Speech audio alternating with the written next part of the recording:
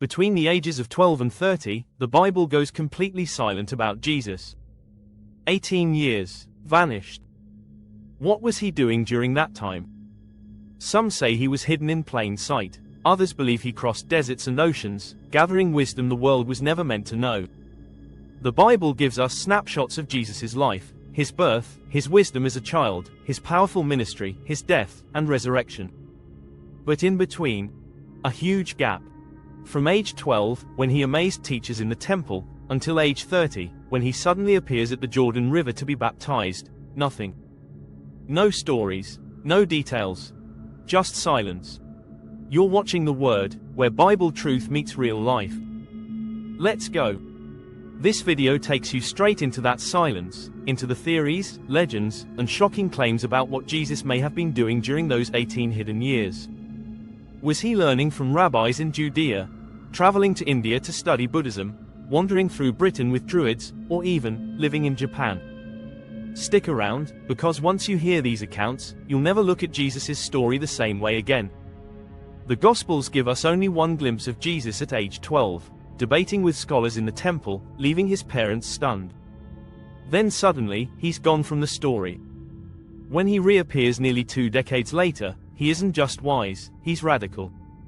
His teachings flip society upside down, challenging both Rome and the Jewish authorities. So here's the question: how does someone go from a small-town carpenter's shop to one of the most influential spiritual voices in history? Something must have shaped him in those missing years. For centuries, the most accepted view has been simple.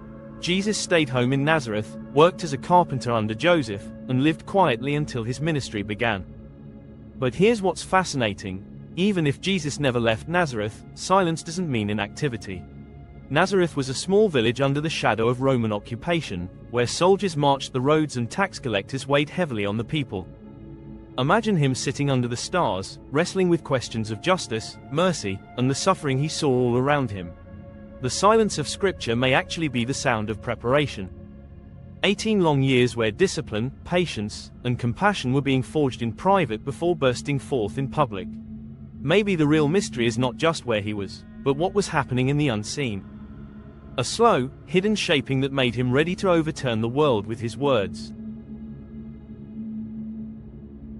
But that explanation feels a little too neat, doesn't it?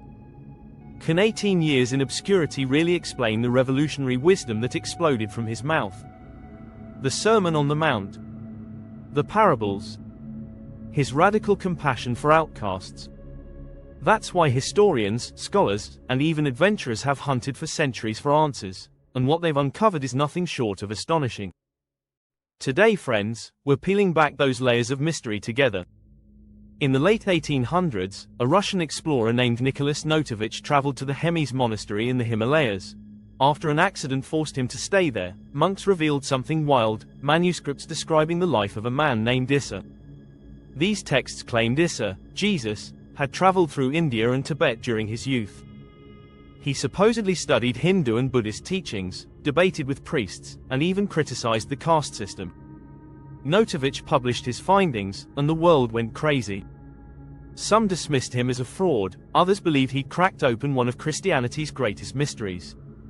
Years later, Indian scholar Swami Abhedananda visited the same monastery. He saw similar texts and confirmed Notovich's claims.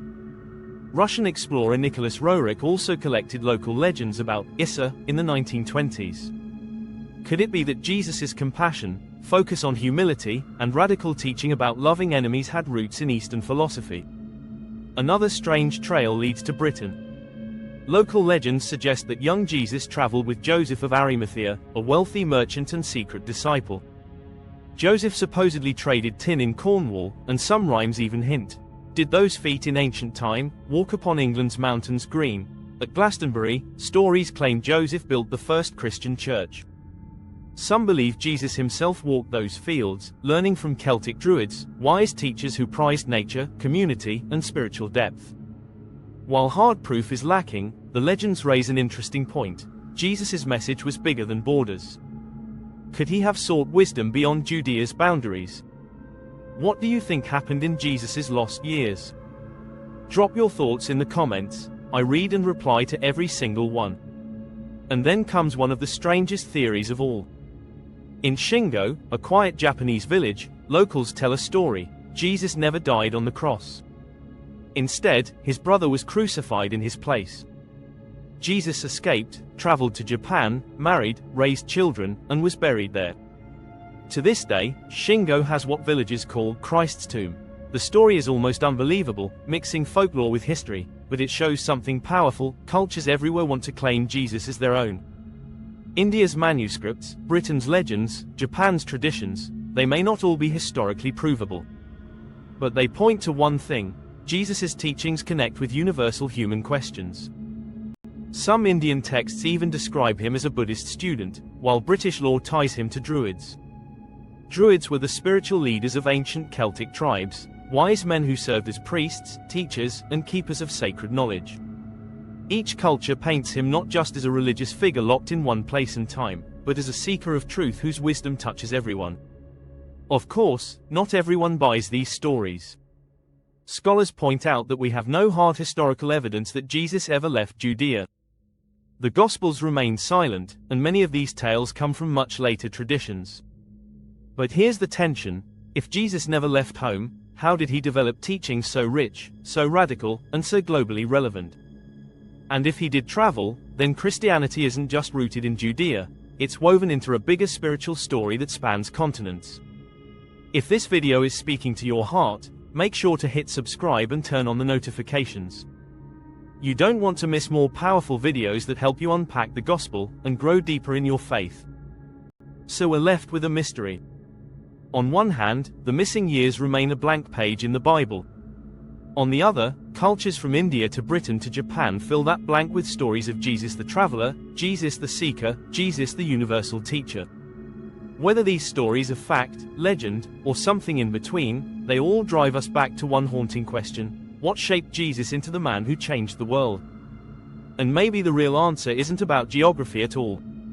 Maybe those lost years remind us that Jesus' wisdom can't be boxed in by one culture, one nation, or even one religion. His message, love, compassion, justice, belongs everywhere. We've looked at the silence of the Gospels, the Issa manuscripts in India, the legends of Britain, the strange claims of Japan, and the broader idea that Jesus may have drawn wisdom from many traditions. The truth? We may never fully know what happened in those missing 18 years. But the mystery itself pushes us to think bigger about Jesus, not just as a figure of the past, but as a teacher whose message still shakes the world today. Click the next video on screen: The Mystery of Moses' Missing Body Unveiled. This one is crazy, and you won't believe what our research uncovered. Stay blessed, and stay tuned into the Word.